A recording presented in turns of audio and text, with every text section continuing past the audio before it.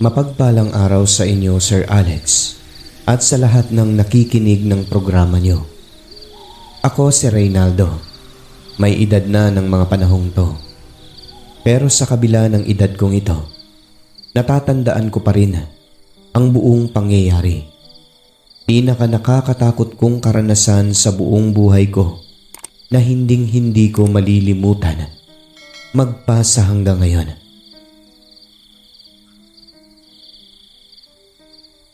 Dayo lang ako sa baryong tinitirhan ko noon. Mula sa pagiging trabahador sa babuyan, naging pahinante ako ng truck. Sa lugar na iyon, mas marami pa ang nagsisilakihang punong kahoy na nakatayo kaysa sa mga bahay. Hindi pa uso ang mga sasakyan. Bisikleta lang at naglalakad ang mga tao kapag may pupuntahan. Malayo man o malapit, pagkat sanay sila sa malalayong lakbayan. Kapag may motor ka naman ng mga panahong iyon, may kaya ka na. Sa ilang buwan na paninirahan ko sa lugar ay marami akong naging kaibigan. 20 taong gulang ako noon. Mga panahon kung kailan mayroon akong nagustuhan na isang dalaga. Tawagin na lang natin siya sa pangalang Aling. Pinsan ito ng kaibigan kong si Amado na aming kabaryo noon. Si Aling ay nagbakasyon lang kina Amado. Pinabakasyon ito ng pamilya niya dahil pinaiwas sa lalaking nobyo nito sa kanilang lugar na merong asawa. Maganda siya, kung kaya nagkagusto ako sa kanya unang kita pa lang. Love at first sight siguro yun, sabi nila. Nagpapapansin ako sa kanya noon. Kahit anong estratehiya ginagawa ko, sir, mapansin lamang ng isang dalaga na merong nagkagusto sa kanya at walang iba kundi ako. Sa totoo lang, maraming kabaryo na nagkagusto sa kanya. Ang iba, mga kaibigan lang din namin. Pero sobrang saya ko kasi batid kong may gusto rin siya sa akin para akong matutunaw sa tuwing ngingitian niya ako. Kaso nahihiya ako sa kanya dahil may kaya ang pamilya nila. Isang araw, Sir Alex, inimbitahan ako ni Amado na mamiesta sa bahay ng kamag-anak nila sa karatig lugar. Tanong ko sa kanya, sasama ba si Aling, tol? Ay, hindi yun makakapunta roon. Matamlay kong sagot sa kanya. Pero maya-maya lang ay bigla naman itong binawi ang kanyang sinabi. Ayon sa kanya, nauna na umano si Aling doon at iba pa nilang mga pinsan.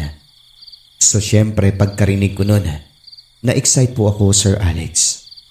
Hinatid daw si Aling ng kapatid niya gamit yung motorsiklo nila. Imbes na walan ako ng gana noon, nagbago. Gusto ko nang umalis kami agad-agad. Pero inaya pa ni Amado ang ilan pa naming kaibigan. At yun na nga, 4 kami ang nagkasundo. Umalis na kami noon. Ako, si Amado, si Rudy at si Paing. Binaybay na namin ang daanan papuntang Sapa. Nakakahiya naman kung sakyan namin yung kalabaw nila Paing. Tinawid namin ang Sapa. Meron namang daanan, wag lang magpahulog kasi siguradong ikay basa. Pagkatapos ng tawiran ay akyatan na naman sa bundok, tapos lusong sa kakahuyan. Ganon talaga kung pipiliin mo ang shortcut kesa sa tamang daan. Makitid yung dinadaanan namin. Malayo, paliko-liko na sadyang pangtao lang na daan. Wala kaming kasabayan, pero may nakakasalubong kaming ilang magsasaka. Ang iba nakasakay ng kalabaw, ang iba naman kabayo. Meron din pa isa-isang naglalakad. At habang papalapit kami sa lugar, may mga naririnig kaming mga kakaibang tunog doon. Mga hindi pangkaraniwang huni na nagmumula sa itaas na bahagi. Dahil sa kakaibang tinig ay naalala namin ang mga kwento ng matatanda. Ang mga aswang daw kasi, may mga alaga yan na inuutusan nila na magmasid.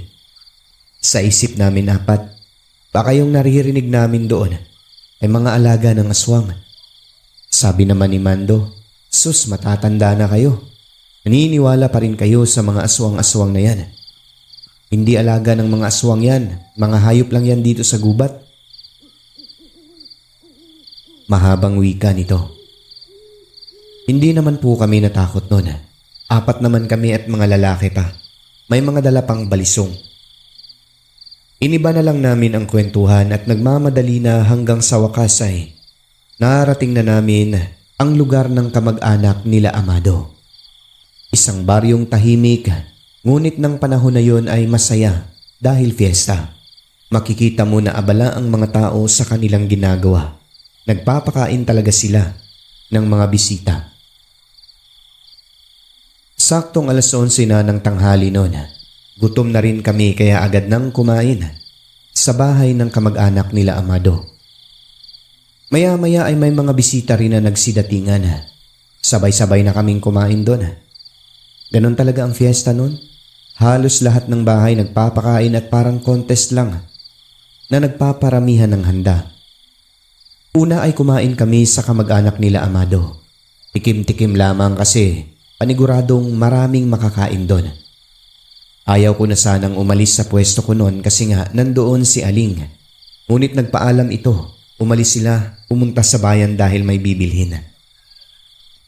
Matapos noon, pahinga lang kami saglit. Makaraan ng 1 oras, lumipat na naman kami sa ibang bahay doon. Inisa-isa talaga namin, Sir Alex. Iba rin talaga ang piyesta sa kanila kasi hinihila ka talaga ng mga tao na nagpapakain sa mga bisita.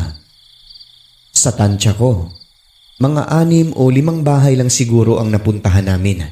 Halos puputok na ang aming sikmura. Bandang 4:00 ng hapon ay nagpasya na kaming magpunta at magpahinga sa plaza. May iilang taong naghahanda roon. Inaayos nila yung mga mesa, upuan at yung mga speaker na gagamitin sa disco kinagabihan. Sabi ko pa nga noon, mukhang mauumagahan kami dahil may disco. At habang nakatambay, ay nilapitan kami ng isang lalaki na sa tingin ko po ay 55 pataas ang edad. Tanong niya, "Ay mga dodong, kumain na ba kayo?" "Opo manong, tapos na po. Busog na po eh." "Saan naman kayo kumain?" "Doon po sa ibabaw manong." Sagot namin sa kanya.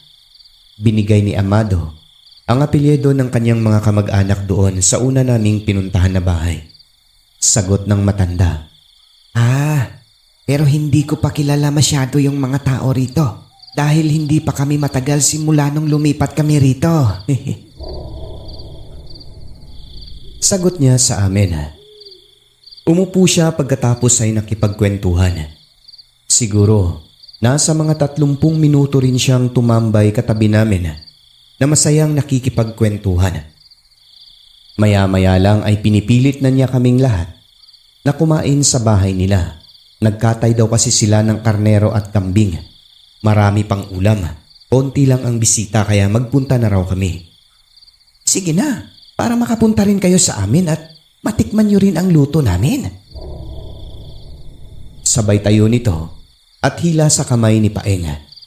Dagdag pa na sabi niya, "Ako nang bahala sa alak at pulutan. Tapos mamaya magdisko tayo rito." Pagkasabi ng alak, nagkatinginan ang aking mga kaibigan, Sir Alex. Alam ko kasi, paborito ng 3 ang uminom ng alak lalo pa ng araw na yon. Ginaganap ang kapistahan sa baryo at merong disco pagkagabi. Agad ang mga itong napapayag, Sir Alex, kaya napasama na rin ako. Ngunit ang bahay niya, malayo pala. Pababa ito papunta sa kasagingan na malayo talaga sa ibang bahay-bahay doon. Pagdating sa kanila, may mga bisita rin naman na iilan tapos kumakain din. Dinala niya kami sa kabilang mesa at doon naglatag agad siya ng alak. Kasunod nun ay yung mga pinagyayabang niya na mga karne ng karnero at kambing. Masarap nga tignan, pero nung tinikman namin, hindi masarap ang pagkaluto kasi kulang-kulang sa rikado. Yung kambing, amoy kambing pa talaga. Ang nangyari, ginawa na lang pulutan. Pinagtataka ko pa, kahit asin wala. Naghanap kami ng kalamansi na ubos na raw kaya ayon. Hanggang tikim-tikim na lang ang ginawa namin sa pulutan sa mesa. Yun bang kapag hindi na kaya sa sobrang pait ng alak, doon palang dadampot ng pulutan para lang maalis ang sobrang pangit na lasa. Ako sir ay hindi masyadong umiinom, tikim-tikim lang din talaga. Pinipilit ako nung mama.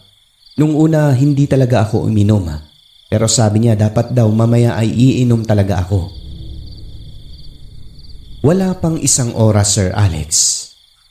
Bigla na lang nakaramdam ng pagkahilo ang aking mga kaibigan. Ano ba to? Ani Amado. Ngayon lang ako nagkaganito Hindi naman ako madaling malasing. Sabi pa niya. Pati yung dalawa nagtataka na rin kasi hindi rin sila agad nalalasing, Sir Alex. Kahit ilang bote pa nga Nagsalita naman yung nag-aya. Ang sabi niya mawawala din yan. Basta't patuloy lang sa pag-inom. Sabay abot niya ng baso. Matapos nun, ako naman yung kanyang inabutan. O ito sa'yo, uminom ka na. Bawal lang hindi uminom dito. Tinanggap ko ito dahil parang may iba sa mata niya. Siguro nakainom ako sir, 3 beses lang. Yung ibang tagay na inaabot niya, diretso na yun sa lupa. Kaya ako napilitang uminom dahil nag-iba ang tono ng pananalita niya. Yung tipong parang nananakot siya, Sir Alex, at yung mga mata niya para bang galit. Sa mga tanong-tanong niya, ang nasagot ko na lamang ay madali kasi akong malasing. At yun, bigla siyang ngumiti sa akin pagkainom ko sa tagay. Sabi niya, ang lasing mawawala rin naman agad yan. Inom lang tayo dahil mamaya magdidisco. Sabay-sabay tayo. Wika nito sa akin. Nahahalata ko na gusto niya talaga akong lasingin. Di nagkukunwari na lang na pakamot-kamot sa aking ulo na kunyari masakit. Upang sabihin niyang nalasing na rin ako.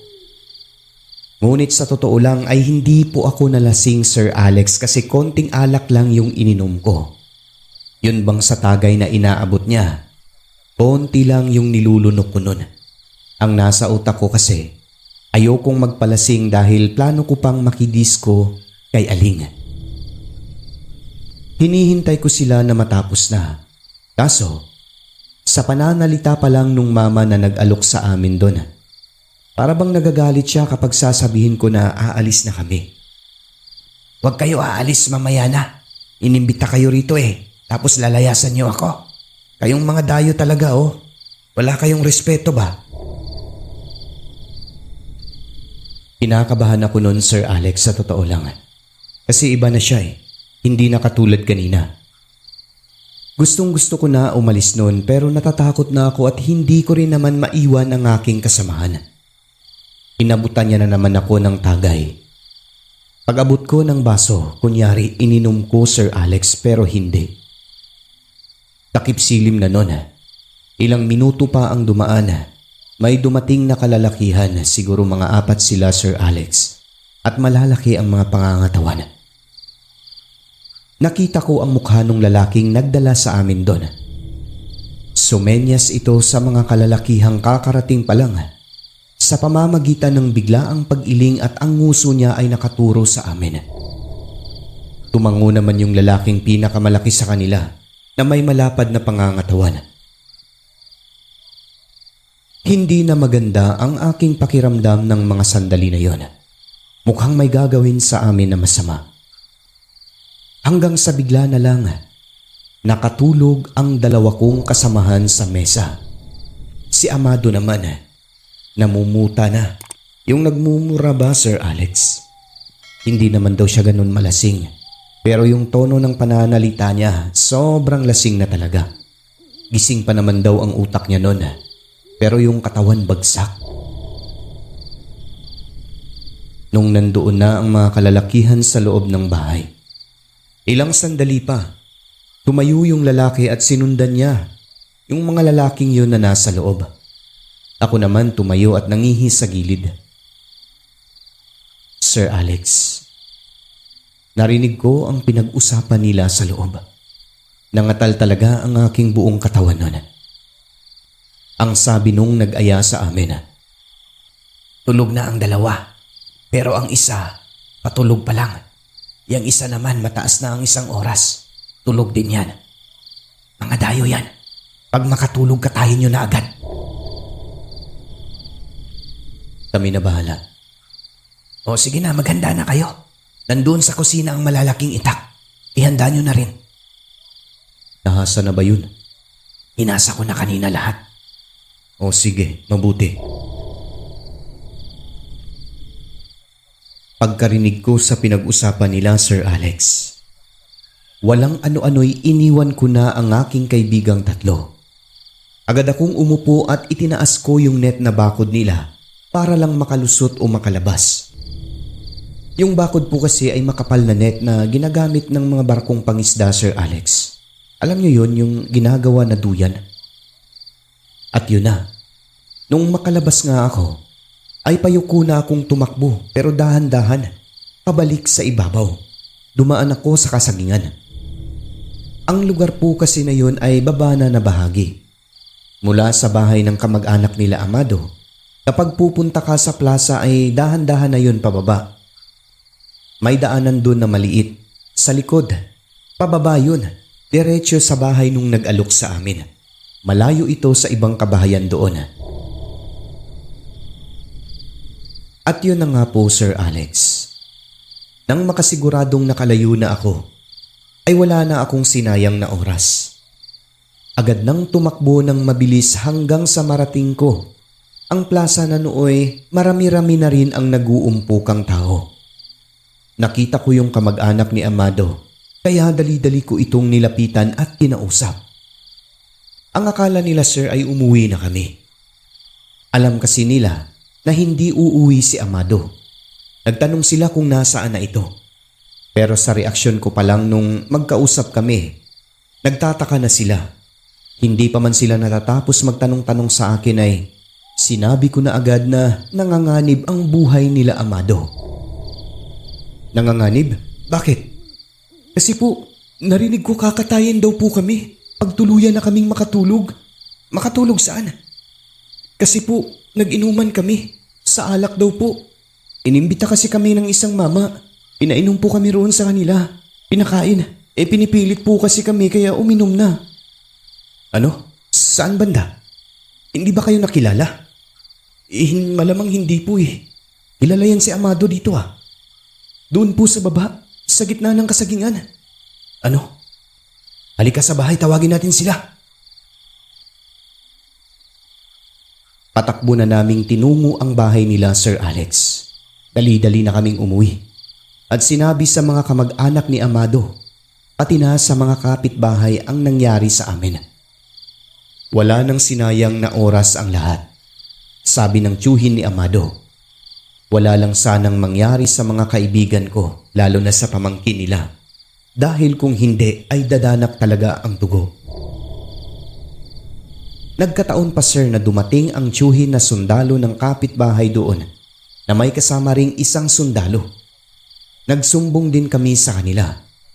Kaya sumama silang dalawa at nagradyo din sa kanilang kasamahan na iba pang mga sundalo sa lugar. Dala nila ang kanilang mga armalite. Pagdating doon, Sir Alex, parang wala pong nangyari. Simple lang ang mga kalalakihan na nag-iinuman tapos may gamit sila na sulo. Kanina wala yun.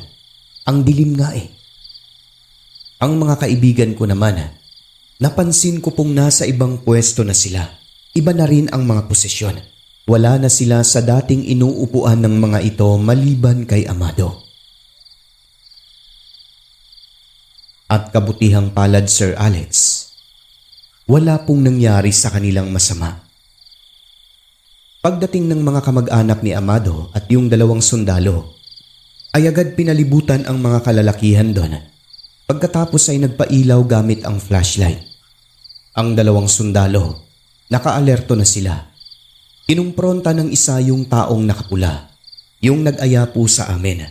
Sa totoo lang, sa ilang oras po namin na nakipag-inuman sa tao na iyon, doon pa lang po ito nagsabi ng kanyang pangalan. Siya raw ay si Benito, leader ng kanilang simbahan. Nagpakilala silang taga-simbahan lang, pero ibang simbahan yon. Hindi simbahan sa kaliwanagan kundi kadiliman. Mahinahon naman po sila na sumasagot sa bawat tanong ng mga kamag-anakan ni Amado, pati na yung mga sundalo. Nag-inuman lang daw naman kami, Sir Alex. Ano raw ang sinasabi ko? Ano ba raw sila, halimaw? Kumakatay ng tao? Para umano akong bata na kung ano-ano ang pinagsasabi. Ngunit duda na ang lahat na hindi sila nagsasabi ng totoo. Paano kasi sa reaksyon pa lang at mukha ng mga ito halatang nagsisinungaling na. Maya-maya lang ay nagising na si Amado. Sobrang sakit daw ng kanyang ulo. Parang nilason. Agad naman nagsalita yung Benito at sabi niya, "O ayan, nagising na. Pinatay ba yan? Tong batang to kung ano pinagsasabi. Alam mo, pwede ka ireklamo." "E di ireklamo mo kung gusto mo," sagot ng tiyuhin ni Amado. Galit na galit ito, nakakuyom ang mga kamao. Kasunod nun, nagising na rin ang dalawa, si Paeng at si Rudy. Gaya ni Amado, para rin umano silang nilason. Sobrang sakit ng kanilang mga ulo. At dahil halata nga, sir, na nagsisinungaling ang mga tao roon, bago kami umalis, binalaan sila ng mga kaanak ni Amado na kapag mapatunayang may itim na balak, mabuti pang lisanin na lamang nila ang lugar upang hindi humantong sa pagdanak ng dugo. Tandaan mo, Benito, bago lang kayo rito. Pag may nangyari sa mga pamangkin namin, babalikan namin kayo. O kahit na sinong tao dito sa baryo. Nagkamali yata kayo ng napili. Hindi pa tayo tapos, tandaan nyo.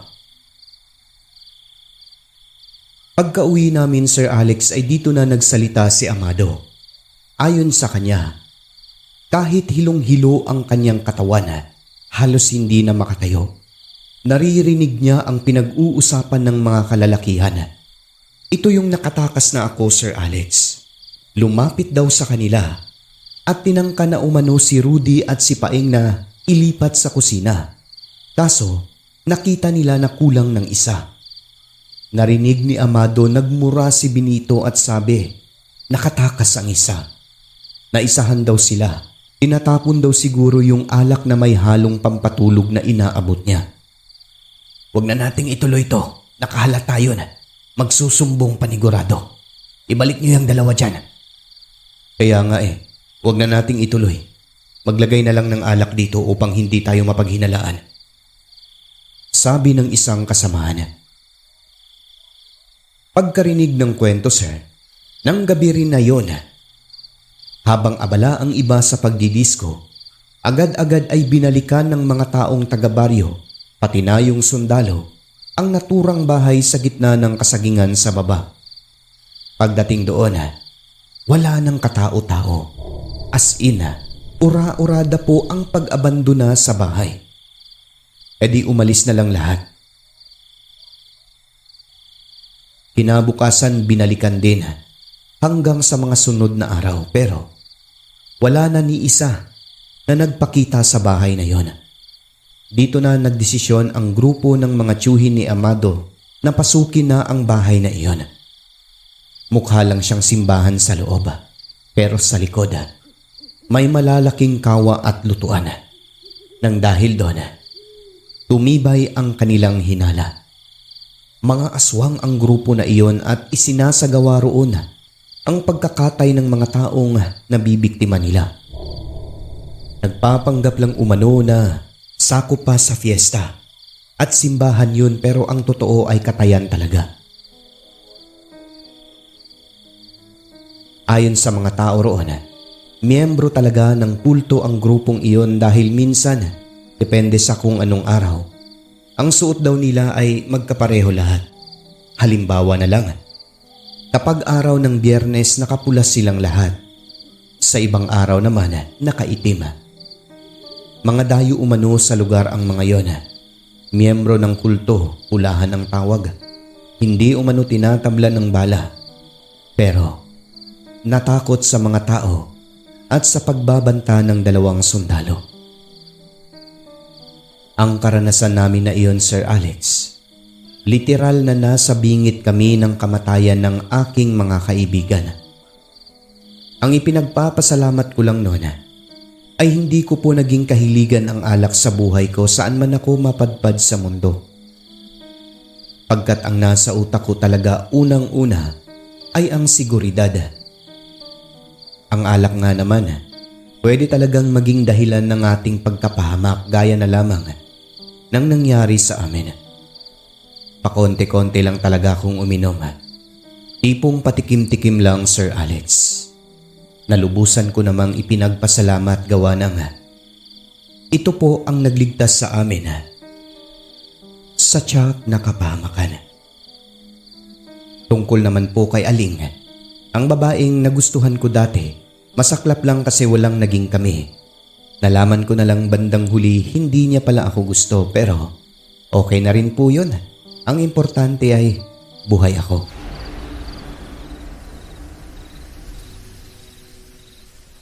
Shoutout pala sa mga taong nasa screen natin ngayon. Bago po tayo tuluyang magwakas mga kaibigan ay inaanyayahan ko po kayong lahat na mag-subscribe, share at like po sa ating mga video. Simpleng tulong lang po, malaking bagay na yon para sa akin. Maraming salamat po sa inyong lahat. God bless you all. I love you.